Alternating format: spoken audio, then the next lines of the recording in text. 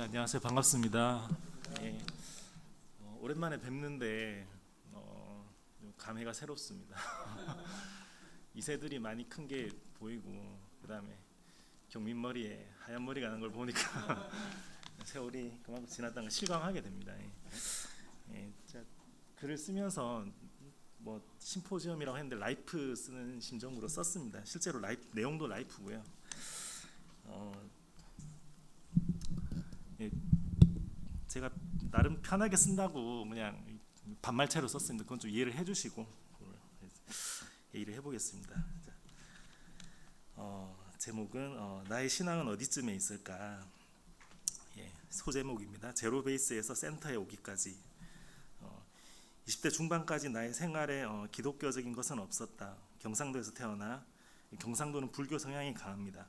경상도에서 태어나 주변에 절을 다니는 사람이 간간히 있었을 뿐 교회나 성당을 다니는 사람은 없었다. 우연히 초등학교 2학년 여름 성경학교 목록으로 이 교회에 몇 번 가본 적이 있다. 주기도문 사도신경을 외우면 달란트를 줘서 과자로 바꿔먹게 해줬었다. 주기도문은 어떻게 외웠는데 사도신경은 도저히 외울 수 없었던 것이 기억난다. 고등학교 졸업하고 부산을 떠나 서울로 올라와 대학을 다니면서도 내가 기독교 신앙을 갖게 될 것이라고는 생각도 해본 적이 없었다. 그렇게 6년간의 평범한 대학 생활을 마치고 병역 대체로 공중보건의로 근무하게 되었다. 배치 지역은 충남 부여군이었다. 공중보건의는 병원 시설이 그닥 없는 지역에 보건소 및 보건지소에 배치되어 병역을 대신해 의료활동을 한다. 복무기간은 36개월이었다. 현재 육군 복무기간이 18개월인데 이와 비교하면 길지만 사회에 진출하기 전 마지막 자유를 누릴 수 있는 황금 같은 시절이었다. 주중 월화수목금 부여군 근무지에 있고 주말에는 부모님이 계시는 서울 본가로 갔다. 사교적이고 활동적인 성격이 아니라 주말에 별로 할 일이 없었다. 졸업 후 뿔뿔이 흩어져 지내는 대학 동기들과 간간히 연락을 하다가 대학 시절 친하게 지낸 태호 형과 연락을 하게 되었다. 태호 목사님입니다. 당시 태호 형은 졸업 후 의정부 한의원에서 일을 하고 있었던 걸로 기억한다. 그리고 UBF 경성 2부에 다니고 있었다. 본과 3학년부터 다녔던 걸로 기억한다. 형이 일요일에 통화 중에 형이 일요일에 경성 2부 센터에 놀러 오라고 했다. 예배라는 말은 하지 않았던 걸로 기억한다. 지금 생각해보니 피싱이었다. 딱히 할 일도 없고 해서 주말에 센터로 갔다. 가보니 태호 형 말고도 아는 얼굴이 몇몇 있었다. 예과 1학년 때 나를 피싱했던 경혜 사모님, 부산 향후에서 간간히 보던 98학번 인식이 형, 인턴 픽스턴을 하며 친해진 같은 학번 동기 여수정이 있었다. 그 외에도 여러 한의사 선배들이 있었고 생소한 모임 같지 않게 동질감을 느낄 수 있어서 편안하고 좋았다. 몇 차례 나가다 보니 이전부터 안면이 있던 경혜 사모님과 1대1 말씀 공부를 시작하게 되었고 예배에 간간히 참석하게 되었다. 말씀 공부는 창세기 1장부터 시작했는데 내용 글자 그대로 믿을 수는 없었지만 비유적 표현이라 생각하며 이해했고 1대1 목사님이 알려주시는 성경 내용 행간의 의미는 혼자 성경을 봤을 때는 도저히 알기 힘든 부분이라 놀라며 듣기도 했다. 예배는 간간히 참석했고 역시 간간히 졸았던 걸로 기억한다. 전체적으로 호감을 가지고 참석했지만 그리 열의를 가지고 다닌 것 같지는 않았다. 그 다음에 결혼을 하다. 공중보건이 3년을 마치고 서울 모 한의원에 취직을 하였다. 그동안 센터 사람들과도 어느 정도 친해지고 주일 예배와 말씀 공부를 그다지 열심히는 아니지만 꾸준히 하였다. 말씀을 반복해서 접하면서 가랑비에 옷 젖듯이 성경 말씀이 생각에 스며들었다. 그러나 호박을 물감으로 칠한다고 수박이 되지 않는 것처럼 쏟아지는 비에 금방 지워져 버릴 껍데기에만 묻어있는 물감 같은 상태였다. 그러다 경성 2부 여수정 자매를 소개받아 결혼을 하게 되었다. 자매는 대학 동기로서 평소 호감을 가지고 있는 상태에서 소개받은 것이라 고민할 것이 별로 없었다. 그럼에도 우여곡절을 거쳐 결혼을 하게 되었다. 베드로 목사님 고생하신 거 기억납니다. 감사합니다. 결혼을 하고 접고 다시 하다. 취직한 지 1년이 좀 지난 무렵 봉직이 생활 그만하고 개혼을 하고 싶었다. 그 당시에도 개혼은 쉽지 않았지만 그래도 요즘처럼 주변 상황이 어렵진 않았던 것 같다. 집에서 멀지 않은 곳의 잘 안되는 한의원을 인수하여 개혼했다. 2011년 3월이었다. 동일본 대지진이 그 무렵 발생해서 쉽게 기억할 수 있다. 개원이 생활은 생각처럼 쉽지 않았다. 돌이켜보면 나름 선방한 것이긴 한데 그 시절 몸과 마음이 참 힘들었다. 그래서 1년 만에 양도해버리고 그 후 1년 정도 대진을 다니며 지냈다. 대진을 여러 군데서 했었는데 경기도 연천에 있는 한의원 대진을 정기적으로 했다. 잘 되는 한의원이었는데 내가 볼 때 마치 땅 짓고 수용을 하는 것처럼 운영이 쉬워 보였다. 자리가 좋은 한의원이 저런 거구나. 나도 저런 곳에서 한의원 해야 되겠다 싶었다. 그래서 서울을 떠나 충남 시골에 있는 한의원을 양수에서 운영하기 시작했다. 그동안 아들도 태어나고 양육의 도움도 받고자 집을 서울에서 인천 처갓집 근처로 이사했다. 그 무렵 나는 신앙적인 열정도 별로 없었고 센터와의 물리적 거리도 멀어서 경성 2부 예배도 거의 안 나가게 되었다. 이 과정에서 동역자는 힘들어했고 나와의 관계도 종종 부딪히며 마찰이 생겼다. 겉에 잠시 묻어있던 말씀의 감동과 열정은 이미 씻겨져 나간 지 오래였다. 그 와중에 아들 건강이 좋지 못했다. 생명과 관련이 있었던 것은 아니지만 코막힘과 중이염으로 힘들어했고 안과적인 불편함도 있었다. 그러다 2차례 수술을 했고 결국 우리 부부는 아들의 건강을 위해 기도를 많이 하게 되었다. 염치 없게도 평소에는 하나님을 잊고 지내다가 힘들어지는 상황이 되니 저절로 기도가 나왔다. 다행히 지금까지 아들의 경과는 좋은 편이다. 하나님이 은혜를 베풀어 주신 것 같다. 돌이켜보면 영적인 바탕이 부족한 내가 동역자를 만나 결혼하는 것 자체가 큰 축복이고 아들 경과가 좋은 것도 큰 은혜이며 한의사로서 함량 밀단인 내가 경제적으로 크게 망하지 않은 것도 큰 은혜이다. 이러함에도 평소에는 이런 축복들을 잊고 지냈다.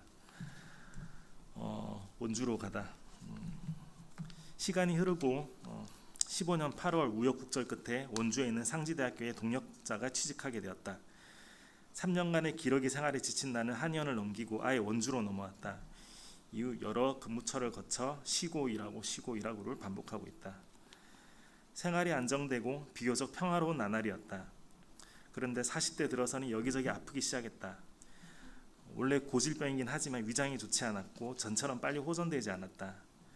그리고 안과 검진에서 이상이 나와 정밀 검사를 받기도 했으며 간헐적으로 부정맥도 생겼다. 동역자 역시 건강 문제가 생겼고 아들의 안과 문제는 앞으로도 상당 기간 관리하며 지내야 한다. 항상 든든한 버팀목이던 부모님도 연세가 드시면서 건강이 과거 같지 않았다. 누가 인생은 고해라고 했는데 내가 너무 부정적인 것인가? 인생의 끝은 죽음이라는 누구나 뻔히 아는 사실이 조금씩 와닿기 시작했다. 이런저런 고민들로 사복음서 위주로 말씀을 보기 시작했다. 과거와는 다르게 2000년 전에 예수님이 마치 TV 드라마나 영화를 보듯이 사실적으로 느껴지기 시작했다. 산상수훈 팔복 말씀의 역설적인 내용이 어느 정도 납득이 되고 마음에 젖어들었다. 사실 나는 책을 보면 쓰인 그대로 받아들이기보다는 나의 채로 걸러서 본다. 자꾸 의문이 생겨 그대로는 진도가 나가지 않고 나름대로 이해하고 결론이 나야 다음으로 넘어간다. 이해되지 않으면 잘 받아들일 수 없다. 예를 들어 오병이어 사건은 받아들이기 힘들다. 빈 땅에서 샘물이 솟아나듯 빵바구니에서 빵이 나타나는 장면을 상상하기 어렵다. 성경 여기저기서 보이는 천사들 마치 사람처럼 행동하는데 이들이 과연 어떤 존재인지 잘 모르겠다. 사복음서의 내용은 아름답고 감동을 주지만 구약의 말씀은 거부감을 주는 부분들이 좀 있다. 생명을 해치는 기록이 너무 많다. 떨어지는 언약궤를 잡으려는 웃사는 굳이 죽어야 했을까? 모세가 유대인을 이끌고 이집트를 벗어날 때 이집트의 장자들은 굳이 희생되었어야 했을까? 유대인들이 가나안으로 진출하며 발생한 원주민들과의 충돌로 인한 많은 죽음들, 모세가 아니라 예수께서 유대인들을 인도했어도 과연 같은 희생과 역사가 반복되었을까? 구약의 하나님과 예수께서 말씀하시는 하나님은 과연 동일한 존재인가? 반면에 마가복음 1장에 나오는 예수께서 문둥병자를 고치는 사건은 많은 감동을 주었다. 배척으로 인한 마음의 상처로 조심스러워하는 문둥병자에게 내가 원하노니 깨끗함을 받으라 하시며 만지신 예수님을 상상하며 마음이 뭉클해진다. 이와 같은 사랑은 적어도 나에게는 부모가 자식에게 향하는 사랑 말고는 본 적이 없다. 그러한 마음이 있었기에 두렵고 고통스럽지만 십자가형을 감당할 수 있었을 것이다. 시간이 지날수록 주일 예배나 1:1 말씀 공부, 일용할 양식 등을 통해서 성경을 반복적으로 보게 된다. 의문이 풀리기도 하고 몰랐던 부분을 새롭게 알게 되기도 한다. 마치 영화를 여러 번 보면 처음에 안 보이던 것들이 이해되는 것처럼 지금은 이해가 안 되는 내용들도 앞으로 더 이해하게 하시고 당신의 참뜻을 알게 하실 것으로 믿는다. 그럼 앞으로 나에게 영적으로 더 필요한 것은 무엇일까? 기도이지 않을까 싶다. 기도는 그냥 말씀을 읽는 것과는 또 다른 감동과 깨달음을 준다. 과거 집 앞 교회에 걸려있던 현수막 기도할 수 있는데 왜 걱정하십니까를 보고 실소를 금치 못한 적이 있다. 기도한다고 인성 문제가 다 해결되는 게 아니지 않은가? 맞다, 그렇다. 하지만 기도를 통해 문제가 해결되기도 하고 상황이 좋아지기도 한다. 적어도 상황을 바라보는 내 마음이 바뀐다. 여러 번 경험해 본 바이기도 하다. 적어도 기도를 해서 손해볼 일은 없지 않은가? 누구나 아는 바이지만 모든 생명은 죽어서 흙으로 돌아간다. 사람도 마찬가지다. 성경에 육신의 부활에 관해 언급이 되어 있지만 솔직히 믿기 힘들다. 여기 계시는 분들 100년 뒤에도 살아계시는 분은 거의 없을 것이다. 전도서 말씀처럼 헛될 수밖에 없는 것이다. 그런데 예수께서 알려주셨다. 이 세상이 끝이 아니라 더 중요한 내세 천국이 있음을. 솔직히 긴가민가하다. 죽기 전에 확인해 볼 방법이 없다. 그치만 믿어봐서 손해볼 것이 없지 않은가. 여기 계시는 모든 분들 이 땅에서 천국을 꿈꾸고 나중에 다 같이 천국에서 만나길 기원합니다. 네.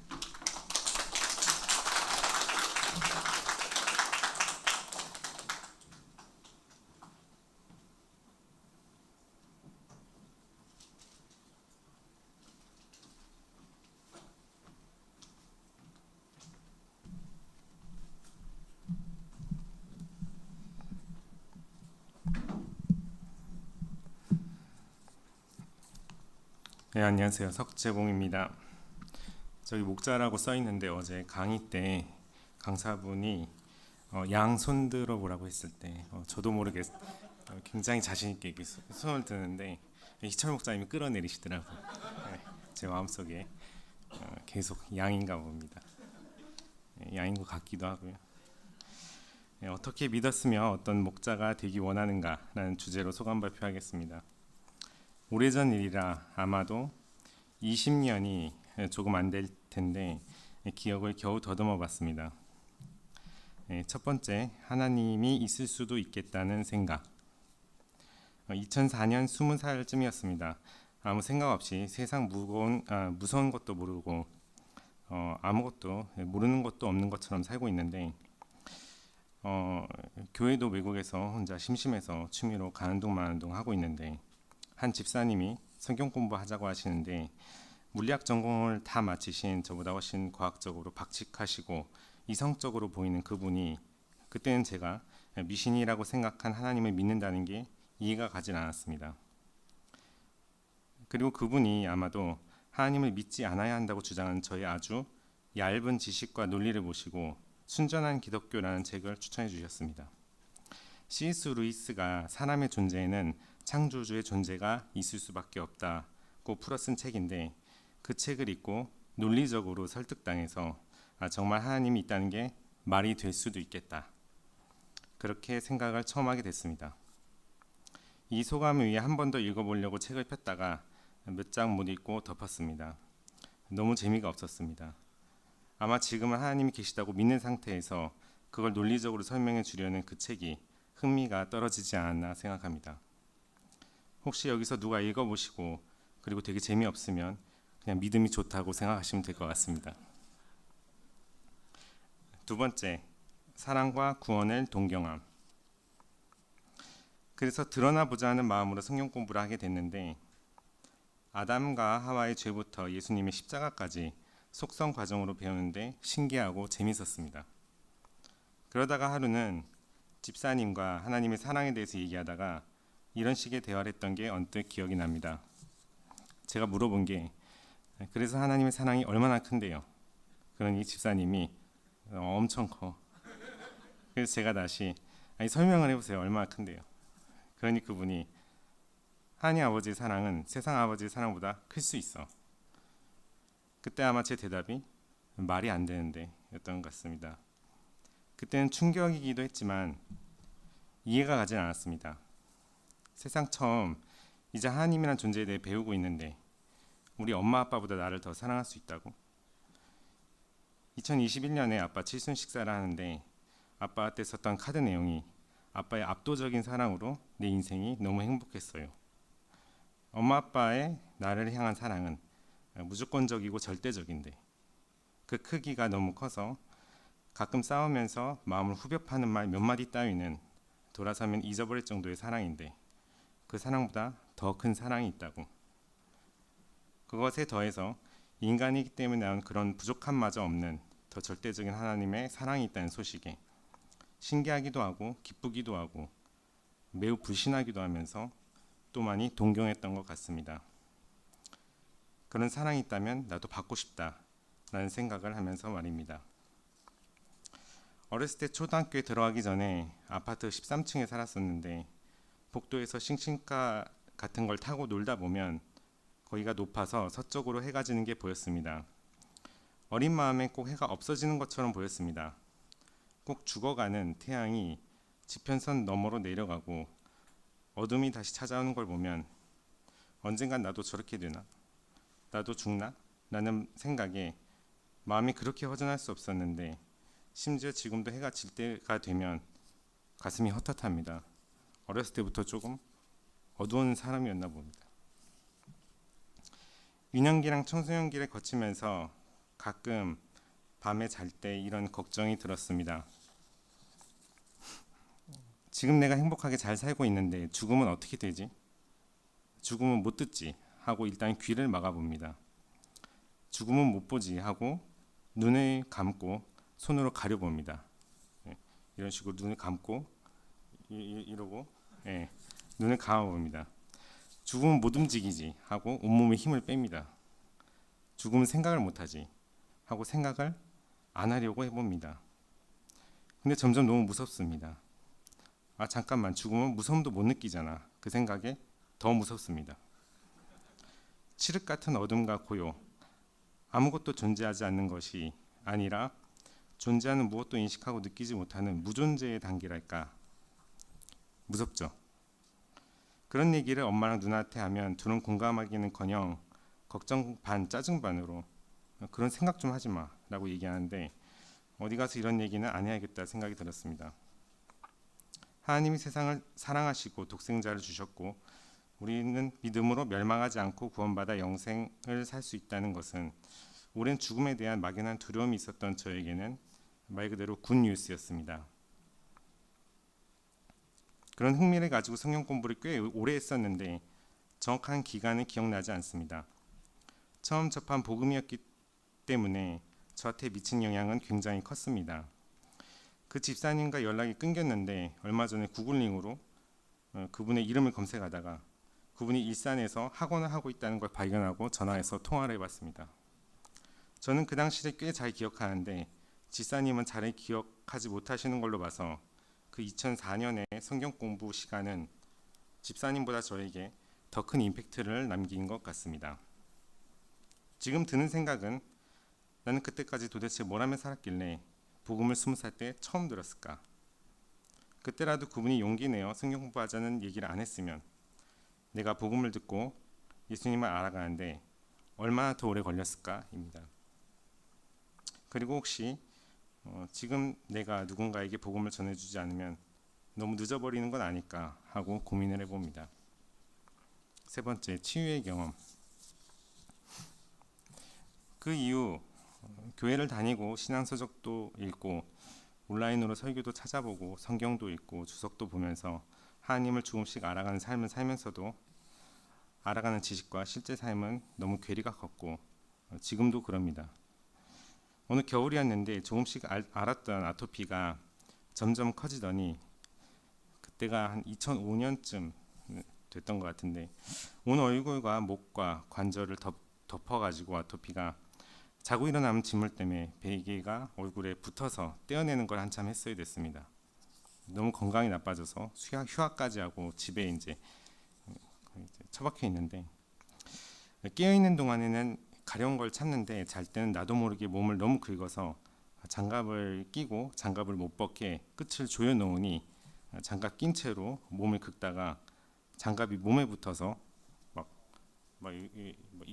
이러고 자다가 일어났습니다. 그래서 팔을 책상 다리와 의자에 고정하고 자고 긁지 못하게 하다가, 아 맞다, 내가 하나님을 믿는데 그분이 혹시 고칠 수 있겠다라는 생각에 성경에 분위기 심각해지면 나오는 금식 기도를 나도 해봐야겠다는 생각에 다짜고짜 굶기 시작했습니다. 금식 기도 해본다고 교회도 안 나가고 있는데 신앙생활 한 지 얼마 안 돼서 약간 우선순위가 굉장히 이상한 때였는데, 제가 교회 안 가고 연락도 안 되니 이상하게 생각한 담임 목사님이 집에 찾아오셔서 저를 본인의 집으로 데리고 가셨습니다. 6일 정도 음식도 안 먹고 물도 안 마시고 목사님과 하루에 3번 예배를 드리며 시간을 보내니 죽기 전에 귤 하나 먹는 게 소원이 되는 경험을 했습니다. 그래도 감사한 것은 하나님이 역사하신 건지 몸이 인풋이 없으니 알레르기 반응을 안 한 건지 모르겠는데 2, 3일 정도부터 몸이 점점 깨끗해지더니 6일째 됐을 때 아토피가 전혀 없어졌습니다. 그 이후로 약간씩 아토피가 나더라도 다시는 아토피 때문에 크게 고생해 본 적은 없습니다. 정말 감사한 경험입니다. 근데 저는 이 이야기를 잘 하진 않습니다. 제가 하나님께서 역사하신 기적인지 아니면 일반 은혜라고 하는 커먼 그레이스로서 금식이 몸에 되게 좋은 건지 긴가민가해 하면 다들 은혜를 받지 않거나 저를 의심하는 자로 보기 때문입니다. 그럼에도 불구하고 오늘 이 이야기를 하는 이유는 이 경험이 제 생각에 큰 변화를 주었기 때문입니다.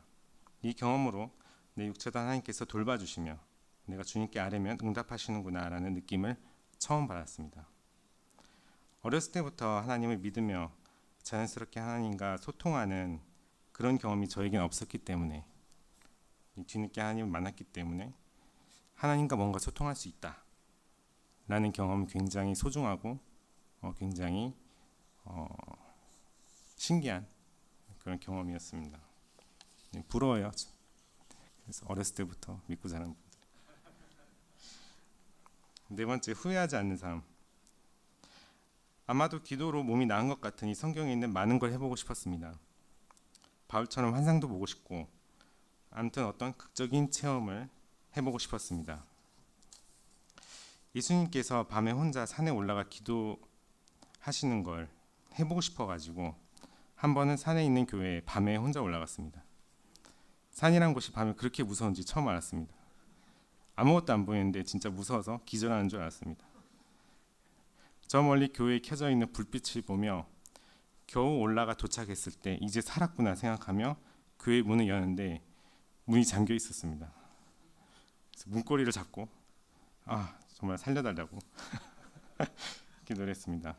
다시 벌벌 떨면서 산을 내려와서 집에 가서 기절하듯 쓰러져 자면서 다시는 이제 이런 이상한 경험을 쫓지 말고 말씀을 열심히 보자라고 다짐했습니다. 그쯤 인터넷에서 하나의 글을 봤습니다. 인생에 수없이 지나왔던 두 갈래 길에서 자신이 선택하지 않았던 길에 대해서 그쪽으로 갔어야 했는데 그쪽으로 갔으면 어땠을까라는 생각을 항상 했었다고. 하지만 예수님을 만나고는 예수님이 인도해 주시는 그 길이 가장 좋은 길인 것을 알기에 다시는 그런 생각을 하지 않는다는 내용이었습니다. 나도 무엇이 원인인지 모르지만 내 안에 깊은 곳에 숨어있는 이상한 불안감과 혼돈의 원인이 이것이지 않았을까. 과거에 가보지 않은 길에 대한 궁금함과 선택한 길에 대한 후회, 앞으로 있을 길에 대한 막연한 두려움이 내 두려움의 원인이 아닌가. 예수님을 잘 믿고 나도 후회 없이 살고 싶다라는 생각이 그때 들었습니다. 5번째, 기왕이면이라는 악마 같은 단어. 이후로 대학에 있는 동안 SMD라는 선교단체에 있다가 한국에 오게 됐습니다. 독일에 9년 정도 있다가 한국에 오게 됐는데, 한국에 오는 길에 사도 바울이 다소로 돌아갈 때 어떤 마음이었을까라는 생각을 많이 해보게 됐습니다. 사도 바울도 본인의 의와 본인의 욕심으로 예루살렘에 가는 그 험난한 길, 산맥도 넘으면서 갔는데, 근데 그리고 예수님을 만나고 그리고 도망가듯이 다시 다소로 돌아가는 그 길에서 무슨 생각을 했을까? 나도 독일에서 예수님을 만났고 그리고 한국에 돌아가는데, 그리고 사도 바울이 전도 여행을 떠나기 전 다소에서 변화된 모습처럼 나도 변화될 수 있을까? 결론은 바울은 나랑 다르구나. 그런 생각을 많이 합니다. 한국에 와서 2011년쯤, 2010년 말에 한국에 왔는데 병역 특례도 하고 직장도 다녔습니다. 하지만 지난날의 소원처럼 예수님을 잘 믿고 후회 없는 삶을 살지는 못했습니다. 부자도 하나님을 잘 믿을 수 있고 가난한 사람도 하나님을 잘 믿을 수 있다면 기왕이면 부자가 되어 하나님을 잘 믿고 싶다. 좋은 집에 살든 나쁜 집에 살든 상관이 없다면 기왕이면 좋은 집에 살며 하나님을 믿고 싶다. 기왕이면 좋은 차 타고 하나님을 잘 믿고 싶다. 하나님이 먼저지만 기왕이면 내가 하는 일이 잘 됐으면 좋겠다. 이놈의 기왕이면이라는 생각이 저 자신까지 속이면서 제 욕심대로 살지 않았나 생각이 듭니다. 강하신 하나님을 의지하며 모든 것을 한 것이 아니라 하나님의 도움을 받아 스스로 강해지고 싶어 했던 것은 아닌가. 그런 게 내 마음에 아주 깊숙이 있어서 정말 그것을 극복하기 내가 힘든 게 아닌가, 그런 생각을 많이 합니다. 바울이 죽어도 그리스도와 함께 있기 때문에 그것이 나았지만 그래도 자신이 필요한 사람들에게 남고 싶어하는 것과는, 그 사랑과는 내 모습과 너무 큰 차이가 있었습니다. 바로 저한테는 욕심으로 기왕이면 바랬던 것이 기왕이면 바랬던 것이 혹시 그게 잘 되지 않을까봐 노심초사하는 마음이 있었고, 실제로 잘 되지 않으면 화가 나거나 스트레스 받는 일이 잦았던 것 같습니다. 최근에 말씀 공부하면서 들었던 얘기가 계속 머리에 남습니다. 지금까지 일어난 것이 최선이다.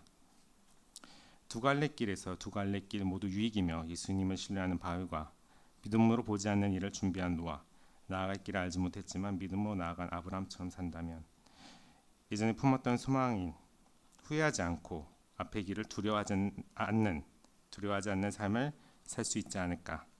내 욕심보다 예수님의 사랑을 우선시한다면 두 갈래 길 모두 두려워하지 않고 어떤 길도 후회하지 않겠다라는 생각을 해봅니다. 여섯째, 되고 싶은 목자. 하나님이 주시는 기적을 맛보고 싶다고 투쟁하듯 신앙생활을 해보다 이게 아닌 것 같다 생각하고 교묘하게 포장해서 믿는 사람으로 복 많이 받아 이 세상에서 멋들어지게 살아보고 싶다 생각하다가 실패하고 참 되는 게 없는 인생인가 하면서도 내 마음속에 있었고, 기도 제목으로 꺼내지도 못한 것들까지 나에게 주신 하나님을 생각하면 정말 감사하고 소름이 돋습니다.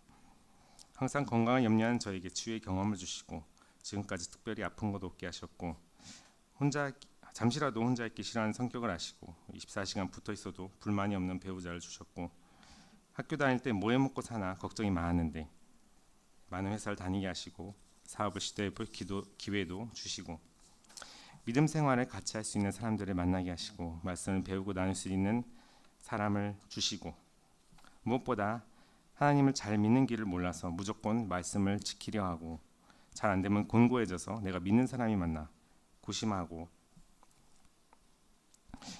하지만 그런 일보다 지금은 솔직한 내 마음과 고민 하나님께 아뢰고 당장 해결되지 않더라도 말씀과 기도로 고민해 볼 수 있는 그런 시간과 기회를 하나님께서 많이 주시는 것 같아서 주님께서 날 인도하시는 게 어쩌면 맞긴 맞는 것 같다라는 생각도, 그런 느낌도 강하게 듭니다. 며칠 전에 수영이가 밤에 혼자 많이 먹고 배가 부르다 해서 밤늦게 드라이브랑 산책을 다녀오는데 오는 길에 차 안에서 이런 얘기를 하더라고요. 14년 전부터 자기 인생을 한마디로 말하면 석재봉이라고. 순간 내가 정말 잘 살아야 되는데 라는 생각을 하다가 이런 얘기를 했습니다. 우리가 우리 인생을 한마디로 말해서 예수라고 말할 수 있으려면 어떻게 해야 할까? 며칠간 고민을 하는데 제 머릿속에 그분들의 삶의 순간순간들에서 예수님의 모습을 보여준 여러 사람들의 모습이 보였습니다. 그 사람들이 보여준 사랑을 저도 다른 사람들에게 보여주는 그런 목자가 되고 싶습니다. 감사합니다.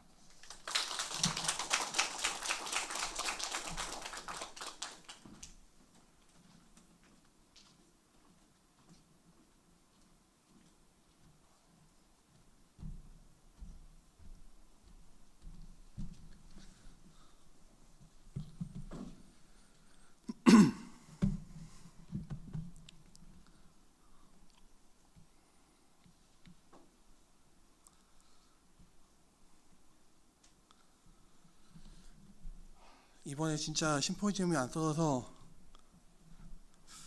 정말 고민하다가 어떻게 쓸까 하다가 기존에 있던 라이프를 약간 정리해보는 식으로 작성했습니다.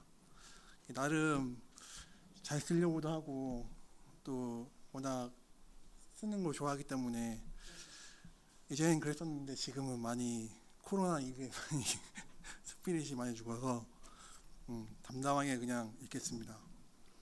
제목은 나는 어떻게 믿게 되었고 어떤 목자가 되길 원하는가. 부지에 내 양을 먹이라. 1. 어떻게 믿게 되었는가. 저는 1982년 6월 27일 전라남도 강진에서 태어났습니다. 정이 많고 부지런하며 성실하고 자유로운 인품을 지니신 어머니와 자기중심적이고 바람처럼 자유로우신 아버지 사이에서 저는 사랑을 많이 받으며 자라났습니다. 남아 선호 사상과 유교적인 집안 분위기 속에 저는 아들로서 귀한 대접을 받았습니다. 맛있는 음식, 좋은 옷, 좋은 장난감 등 항상 제가 먼저 차지했습니다. 1살 어린 동생보다 더 챙겨주시는 부모님 편애에 저는 고집스럽고 자기중심적이 되었습니다. 저희 가정은 형편이 녹록치 않았습니다. 부모님은 1살 젖먹이를 안고 양주로 무작정 이사를 왔는데 생활이 막막하였습니다. 가장이신 아버지는 자유로운 영혼처럼 여기저기 밖으로 나돌았습니다. 어머니 혼자 아이 둘을 데리고 꿋꿋이 생계를 이어나갔습니다. 자식이 아니라면 100번이라도 집을 뛰쳐나갔을 텐데 자식들을 향한 모정 때문에 묵묵히 인내하셨습니다. 어머니의 속을 아는지 모르는지 어린 저는 철없이 어머니와 동생을 힘들게 했습니다. 그런데도 어머니는 한결같은 사랑으로 대해주셨고 동생은 늘 모든 것에 양보하였습니다. 저는 초등학교 5학년 때 친구 따라 처음 교회를 갔습니다. 교회 친구들은 나를 반겨주며 친절하게 대해주었습니다. 같은 반 아이들은 장애가 있는 내 몸을 흉내내며 놀리는데 교회 친구들은 달랐습니다. 학교에서 제일 친한 친구가 교회로 초청하였는데 교회 사모님부터 교회 친구들까지 제게 따뜻한 마음을 보여주었습니다. 집이 아닌 곳에서 처음 느껴보는 따뜻함과 포근함이었습니다. 교회와 성경을 제게 처음 말씀해 주셨던 분은 아이러니하게도 아버지였습니다. 평소 엄격하신 아버지였지만 저에게 십계와 나사렛 예수, 베나와 같은 신앙 비디오를 자주 빌려주셨습니다. 이것이 제가 교회에 쉽게 정착할 수 있는 계기가 되었습니다. 그리하여 크리스천 미션 스쿨인 고등학교를 진학하여 3년 동안 주님의 보호하심 속에 몸과 마음이 건강하게 성장할 수 있었습니다. 2001년 대학에 진학하기 전에 신체 검사를 받았는데 병역 면제 판정을 받았습니다. 처음에 저는 결과를 받아들일 수 없었습니다. 해병대를 가고 싶은 꿈이 있었고 군인처럼 절도 있고 늠름하고 강인한 모습이 되고 싶었습니다. 목숨을 바쳐 국민의 생명과 안전을 지킨다는 사명감이 멋있어 보였습니다. 누군가에게 도움이 되는 존재가 되고 싶었습니다. 하지만 그 꿈은 현실적으로 이루어지기에 불가능하였고 상처와 절망만 남았습니다. 이듬해 병무청에 직접 찾아가서 두 번, 세 번 하소연하였지만 소용없었습니다. 입대하지 못한 아쉬움을 달래보고자 홀로 2002년 8월 포항에 있는 해병대 교육훈련단에서 열리는 해병대 캠프를 자원하여서 다녀왔습니다. 실제 해병대 입대하는 청년들이 훈련받는 곳에서 훈련을 받으니 마음은 조금 위로가 되었습니다. 그러나 실제 해병대 훈련은 더욱 힘들어서 제 몸이 견디기에는 역부족이라는 사실을 실감하게 되었습니다. 일주일이 금방 지나가고